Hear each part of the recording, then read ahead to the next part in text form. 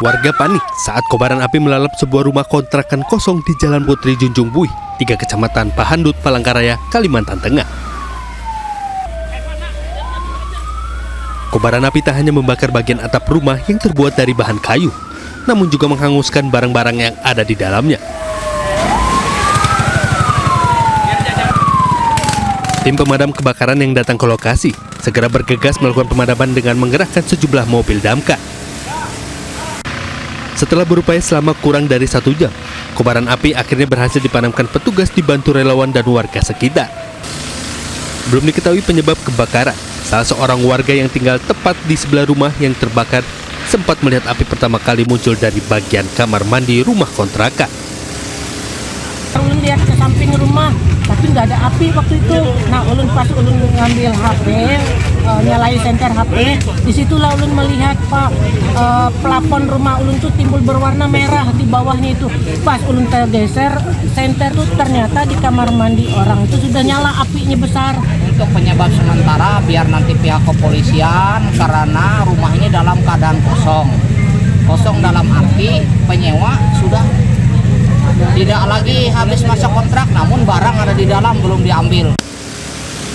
Meski tidak ada korban jiwa dalam peristiwa ini, namun kerugian ditaksir mencapai ratusan juta rupiah. Dari Palangkaraya, Kalimantan Tengah, Adesata Ainus melaporkan.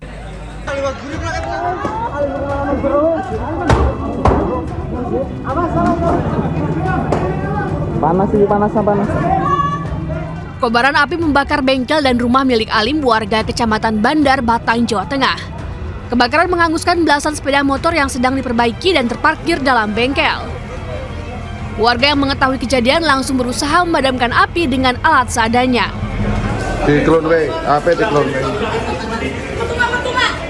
Mae di luar aja. Puluhan warga berusaha mengevakuasi barang dan motor yang masih bisa diselamatkan.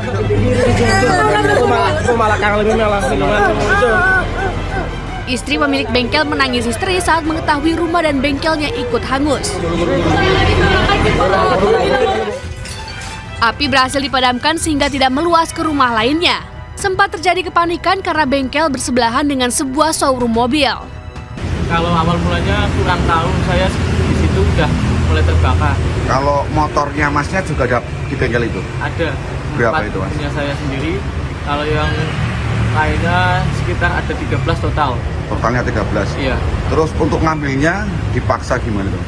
Pertama itu bobol pintu buat akses masuk itu sambil nunggu kunci yang punya bengkel. Belum diketahui penyebab pasti kebakaran. Kasus kebakaran kini ditangani oleh aparat Polsek Bandar dan Polres Batang. Dari Batang, Jawa Tengah, Suryono Soekarno, iNews melaporkan. Nah pemirsa, siang kali ini kami awali dari sebuah mobil yang tengah terparkir di kawasan Senopati, Kebayoran Baru, Jakarta Selatan ini terbakar pada Minggu dini hari. Diduga mobil terbakar akibat korsleting listrik pada bagian mesin depan.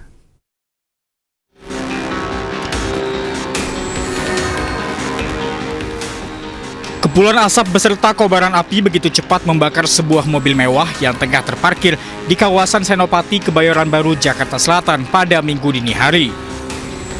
Petugas Suku Dinas Penanggulangan Kebakaran dan Penyelamatan Sektor Kebayoran Baru langsung berupaya memadamkan api dengan menerjunkan 1 unit mobil pemadam beserta 5 personil. Api berhasil dipadamkan 1 jam kemudian. Diduga api muncul akibat korsleting listrik pada bagian mesin depan mobil. Terbakar dengan sendirinya. Terparkir di vale. Dia pemilik menitipkan mobilnya di vale. Yang besar mobil sudah keadaan masih mati. Dan tiba-tiba terjadi kebakaran. Tidak ada korban jiwa dalam peristiwa kebakaran ini. Namun arus lalu lintas dari arah Senopati menuju Tendean sempat mengalami kemacetan yang cukup panjang. Selanjutnya, kasus kebakaran ini ditangani oleh Polsek Kebayoran Baru, Jakarta Selatan. Dari Jakarta, Rizky Falufi, iNews melaporkan. Aksi pencurian ban serep truk yang terjadi di ruas jalan tol Cipali, Kabupaten Majalengka dan viral di media sosial. Kini salah satu pelaku yang berhasil diamankan harus mendekam di ruang tahanan Polsek Gempol, Cirebon pada Jumat siang. Izin komandan dilaporkan dari kilometer 156 jalurnya Bandung untuk Kijang 04 Jabar 18 Cipali diduga melakukan pengejaran diduga kendaraan pencurian. Aksi kejar-kejaran ini terjadi di ruas jalan tol kilometer 156 Cipali, Kabupaten Majalengka, Jawa Barat. Petugas kepolisian Satlantas PJR Tol Cipali ini berusaha mengejar mobil komplotan pelaku pencurian ban serep yang kerap terjadi di ruas tol Cikopo, Palimanan. Dia pada lari, kendaraan ditinggal, dia pada lari, pelakunya ke sawah. Hei, berhenti kamu, dia pelaku pada lari ke sawah, tolong bantuannya. Pelaku yang mengendarai mobil minibus ini berupaya kabur dari pengejaran petugas dengan melarikan diri keluar area jalan tol. Berhasil mencuri ban serep sebanyak 2. Pelaku 5 orang lari ke sana. Para sawah, berhenti! Dari hasil pengejaran, petugas berhasil mengamankan seorang pelaku serta sejumlah barang bukti di dalam mobil. Sebelumnya, petugas yang sedang patroli curiga dengan gerak-gerik tersangka di KM 153. Para pelaku diketahui sedang mencuri ban serep truk yang sedang terparkir di bahu jalan tol. Kemudian berhenti, lalu mengambil dengan cara mencongkel, kemudian membuka dengan peralatan yang telah mereka siapkan, kemudian mengambilnya dan lalu masuk ke dalam tol. Kini petugas kepolisian sektor Gempol masih melakukan pengejaran terhadap 4 pelaku yang melarikan diri. Dari Cirebon, Jawa Barat, To Iskandar Ainus melaporkan. Ya, pemirsa, beredar video sekumpulan warga beramai-ramai mendatangi serta membakar semua perabotan rumah milik salah seorang warga di Rejang Lebong. Aksi ini lantaran warga kesal, warga tersebut kerap mencuri di lingkungan sekitar.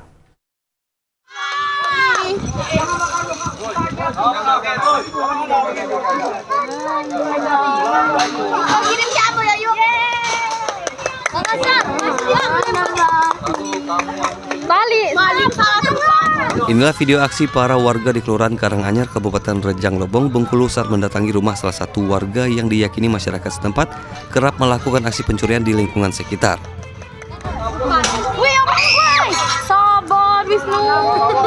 Masa yang geram membobol pintu serta membakar seluruh perabotan yang ada di dalam rumah hingga tak tersisa. Mana? Ambian. Udah kau. Apa itu? Sabu, Bang. Sabu. Pakai berapa? 100, Bang. Kau yang beli? Iya. Duit kau? Iya. Sudah, penuh kau kan? Meski lolos dari amukan warga, namun pelaku berhasil diamankan polisi tak lama usai kejadian. Polisi mendapati pelaku menyimpan sabu yang disembunyikan di sebuah pot di salah satu rumah warga. Para korban yang juga tertangkap pelaku mengaku resah. Diketahui pelaku beraksi berulang kali dan hasil uang kejahatan digunakan untuk membeli sabu. Siapa baik ini, bayi barang apa baik, banyak motor baik, segi tabung, kami situ pun tabung sering. Sering dicuri tabung gitu ya? Tabung bukannya kami baik minyak, jadi pokoknya apa baik dicuri. Motor itu kemarin yang pinjau juga. Ada sering. Iya sering kan jadi meresahkan masyarakat sih kok. Meresahkan masyarakat. Nah itu. Kini pelaku diperiksa intensif oleh petugas guna proses hukum lebih lanjut. Dari Rejang Lebong, Bengkulu, Widodo Waluyo Ainus melaporkan. Ya, pemirsa, jenazah calon gubernur Maluku Utara Beni Laos dibawa ke Jakarta hari ini. Dan untuk mengetahui situasi terkini di rumah duka Beni Laos, pemirsa, sudah ada rekan kami, Nata Arman, langsung dari lokasi. Selamat siang, rekan Nata. Kapan rencananya jenazah akan segera dimakamkan? Baik, Pram dan juga pemirsa, benar sekali bahwa terkait dengan informasi kapankah jenazah akan ke Jakarta, sampai dengan saat ini kami masih menunggu konfirmasi lebih lanjut karena sejauh ini tadi kami sempat masuk ke dalam, namun tidak ada dari pihak keluarga juga yang ada di sini yang mengatakan bahwa kapan kepastiannya pada pukul berapa. Namun yang jelas pada hari ini jenazah akan diterbangkan menuju Jakarta. Namun berdasarkan informasi yang kami peroleh, untuk jenazah sendiri nanti tiba di Jakarta tidak langsung ke rumah pribadi di tempat saya melaporkan saat ini, namun melainkan dibawa ke rumah duka krematorium Sentosa unit CDEFG dengan estimasi sekitar pukul 17.00 waktu Indonesia Barat atau pukul 5 sore nanti. Namun berdasarkan informasi yang kami peroleh juga tadi baru saja berdasarkan informasi sejam yang lalu bahwa almarhum sudah dibawa dari Taliabu ke Luwuk Banggai, Sulawesi Tengah dengan melakukan perjalanan menggunakan speedboat. Kemudian nantinya setelah tiba di kawasan Luwuk Banggai, Sulawesi Tengah sekitar pukul 12-an, ini nantinya akan dipersiapkan untuk melakukan perjalanan ke Jakarta.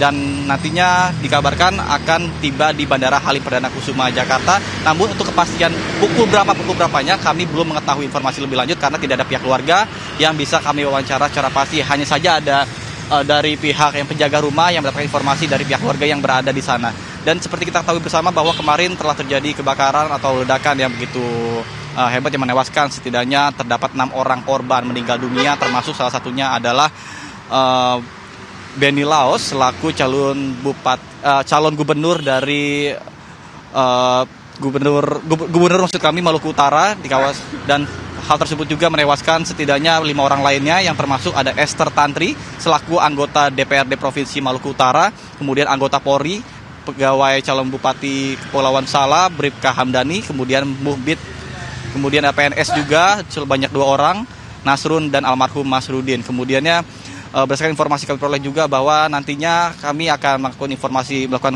kembali informasi kepada Anda terkait dengan apa update selanjutnya, apakah waktu yang ditentukan ketika tadi diberikan informasi akan maju atau mundur. Yang jelas pada hari ini almarhum akan dikembalikan ke Jakarta, langsung dilakukan krematorium di tempat yang saya tadi sebutkan, yakni di Krematorium Sentosa Unit CDEFG.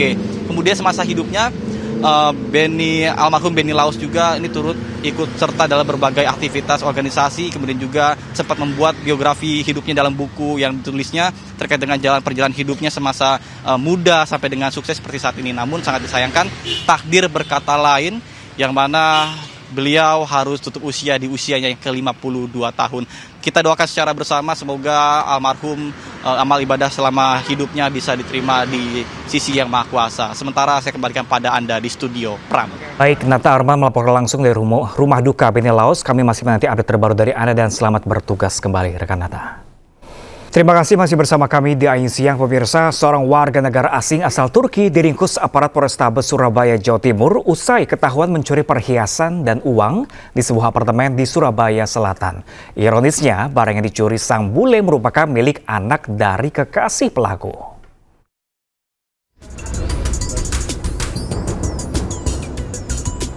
Ditangkapnya warga negara asing berinisial MAK ini berkat rekaman CCTV saat pelaku keluar dari apartemen di kawasan Surabaya Selatan. Pria asal Turki ini membawa 2 koper hitam yang diduga berisi barang curian. Setelah menerima laporan dari korban, aparat Polrestabes Surabaya menangkap pelaku di Bandara Juanda, Surabaya. Pelaku kemudian dibawa ke apartemen untuk dilakukan penggeledahan dan benar saja di dalam koper ditemukan barang curian, yakni uang tunai dan perhiasan. Ironisnya, barang berharga dan uang yang dicuri adalah milik korban YA, anak dari pacar pelaku.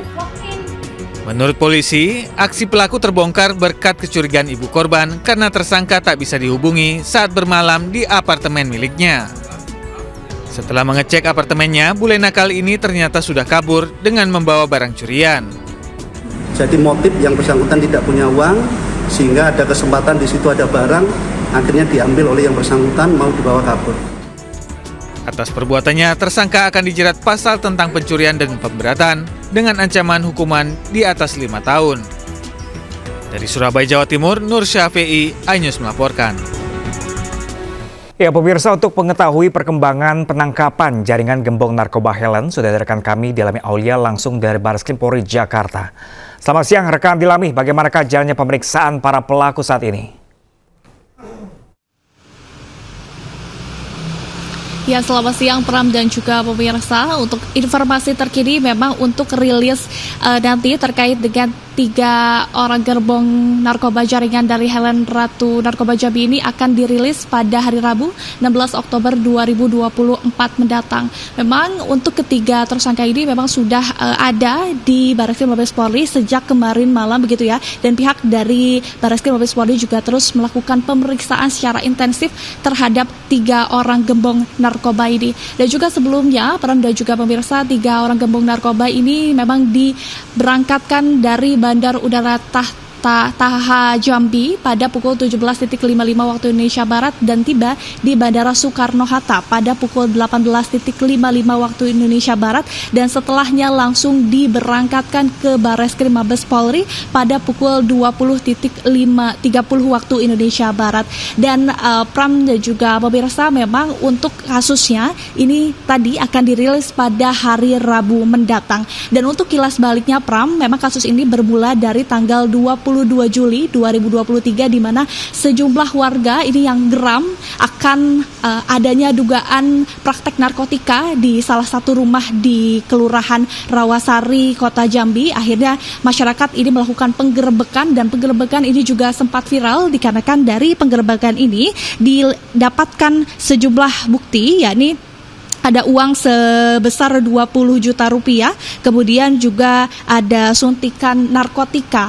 Sehingga dari awal mula kasus yang viral ini, akhirnya Polda Jambi ini tergerak untuk melakukan proses investigasi begitu ya, sehingga pada tanggal 9 Oktober 2024 sang ratu narkoba Jambi ini Helen dan juga Didin ini rekan kerja tertangkap di kawasan Jakarta. Kemudian perkembangan kasus juga terus dilanjutkan di tanggal 10 Oktober 2024, yakni juga dilakukan penangkapan terhadap 4 orang kaki tangan dari Helen ratu narkoba, yakni berinisial C, CH, Y dan juga A. Dan terakhir di tanggal 11 Oktober 2024 ini ada 3 dari tim gabungan Barreskrim Mabes Polri dan juga Polda Jambi melakukan penangkapan terhadap 3 orang tersangka, yakni ada T, Ameng dan juga TA dan juga M, di mana T merupakan kakak dari Helen, kemudian A merupakan adik dari Helen dan juga rekan kerjanya yakni M. Dan untuk saat ini berarti total Barreskrim Polri telah meringkus 9 orang dan ini akan terus diperiksa, diinvestigasi secara lebih lanjut dan nantinya kita akan benarkan bersama-sama untuk rilis dari Barreskrim Polri akan dikemukakan pada hari Rabu 16 Oktober 2024 mendatang. Pram. Ya, Dilami Aulia melaporkan langsung dari Barreskrim Polri. Terima kasih dan selamat bertugas kembali. Ya, pemirsa, proyek Ibu Kota Nusantara terus dilanjutkan. Kementerian PUPR melaporkan progres pembangunan Ibu Kota Nusantara batch 1 sudah tembus di atas 90%. Lalu bagaimanakah dengan dampak positif pembangunan IKN bagi warga sekitar? Berikut selengkapnya, pemirsa.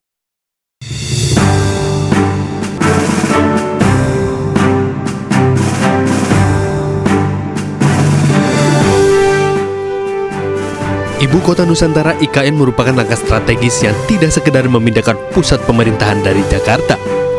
Tujuan utamanya adalah menciptakan kota baru yang lebih modern, ramah lingkungan, serta mendorong pemerataan pembangunan di tanah air.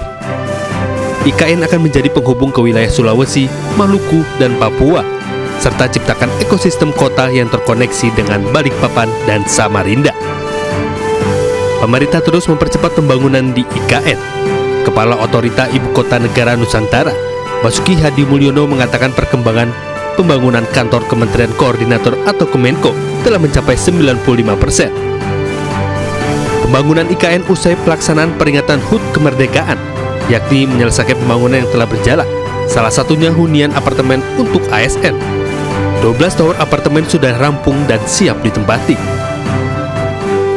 Pertumbuhan ekonomi di Kalimantan Timur menggeliat sejak pembangunan IKN. Pada tahun 2023, pertumbuhan ekonomi di Kalimantan Timur mencapai 6,22%. Sementara lapangan usaha dengan laju pertumbuhan PDRB terbesar di Kalimantan Timur, pengadaan listrik dan gas, serta konstruksi menjadi yang tertinggi. Pembangunan IKN membawa dampak positif bagi perekonomian warga sekitar, mulai dari pembukaan lapangan kerja hingga meningkatkannya investasi dan usaha lokal. Alhamdulillah sangat sekali berdampak ya dengan kedatangan para pengunjung dari boleh katakan seluruh Indonesia lah. Ya sangat berdampak sekali. Jadi yang bisa sampai lihat di sini sekarang ini untuk UMKM sudah mulai bertumbuh. Jadi tentunya di sektor ekonomi masih meningkat tajam. Untuk bisa perbandingan ini seperti apa? Kendaraannya untuk ya jauh lah. Mungkin yang dulunya 20%, sekarang sudah bisa ke 70%. Secara keseluruhan, pembangunan IKN diharapkan menjadi katalis bagi pengembangan ekonomi regional dan nasional, serta memberikan manfaat langsung kepada masyarakat sekitar dalam bentuk pekerjaan, infrastruktur, dan peluang usaha. Tim Liputan iNews melaporkan. Wakil Menteri Pariwisata dan Ekonomi Kreatif yang juga Ketua Umum DPP Partai Perindo Angela Tanusudibio turut menghadiri peresmian Istana Negara di Ibu Kota Nusantara, Kalimantan Timur. Pembangunan Istana Negara yang sudah berjalan sesuai target ini juga telah dimanfaatkan untuk berbagai kegiatan kenegaraan.